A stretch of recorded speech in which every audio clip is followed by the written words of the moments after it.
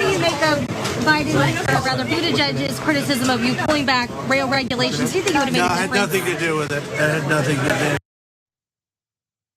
Well, look, this is obviously classic Donald Trump. I take no responsibility for anything. He's never, ever taken responsibility for the obvious, predictable, and predicted consequences of the terrible decisions that he's made. Why would he start now at 90 years of age? It's too late for that.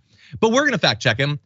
He did do bad things that maybe in this case might have stopped this disaster from happening. I'm not gonna jump ahead of what we know and say this wouldn't have happened, but we do know what his approach to rail regulations were. Article from 2018 made clear back then, this is years and years ago, Trump rolls back train braking rule meant to keep oil tankers from exploding near communities. Now that's not exactly what happened. They were toxic chemicals rather than oil. I'll leave it up to you to figure out whether that's better or worse. But under Trump, the Department of Transportation justified the rollback with a 2018 analysis arguing the cost of requiring such brakes would be significantly higher than the expected benefits of the update. Of course, that's the Department of Transportation under Trump, which is a significant part of this. But also, I love that. Don't you love that math? The cost of it is higher than the benefit. But isn't the crazy thing that they seem to be missing that the costs and the benefits don't go to the same people? Like, it's not like the cost and benefit for them. The cost is for them. The benefit to not derailing the train is for all of these other people. Weird that they don't acknowledge that. And by the way, Donald Trump not only pulled back so many of these regulations, and not just on trains, things like methane emissions and food regulations, lots of different stuff. He was super excited about it and the right loved it. He would tweet things like, I am continuing to get rid of costly and unnecessary regulations, much work left to do, but effect will be great. Businesses and jobs will grow, and sometimes we'll have to set fire to thousands of pounds of toxic volatile chemicals. By the way, another fact check, that tweet was not actually in reference to that Fortune article. A lot of people are tweeting them out as if that's what he was responding to.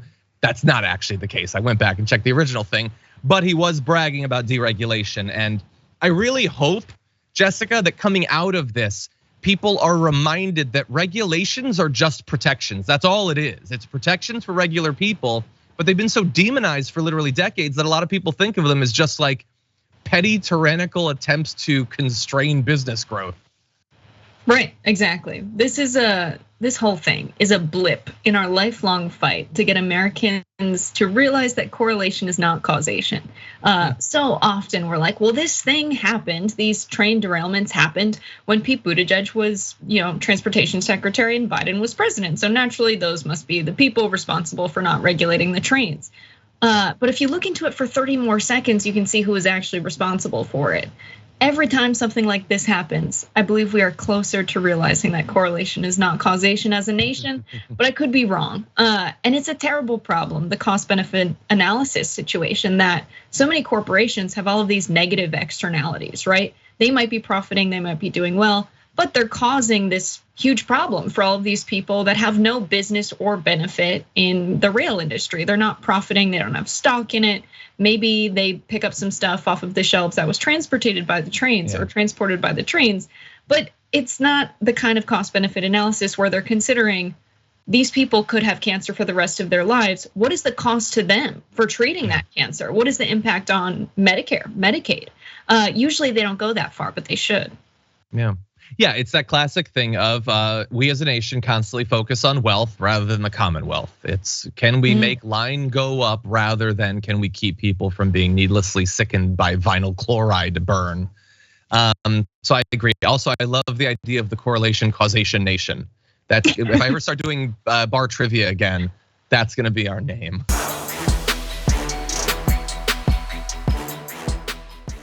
Check out the Damage Report podcast each day, wherever you get your podcasts, whether Pocket Casts or Stitcher or iTunes. You can join me as I give you the news and stories you want, with a range of co-hosts and interview guests jumping in on the fun each day. Again, that's the Damage Report, wherever you get your podcasts. And if you get them at iTunes, don't forget to rate and review. Sometimes I'll read them live on the show.